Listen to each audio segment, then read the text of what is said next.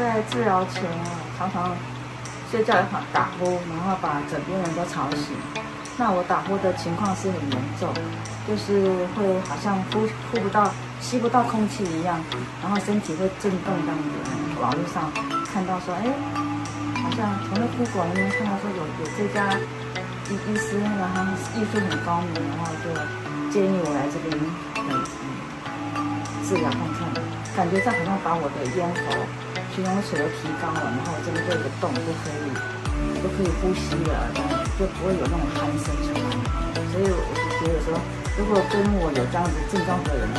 可以来做这个治疗，因为这个打呼声竟然会消失，很神奇的消失，这样是对自己或对那个枕边人都是一个很大的福利。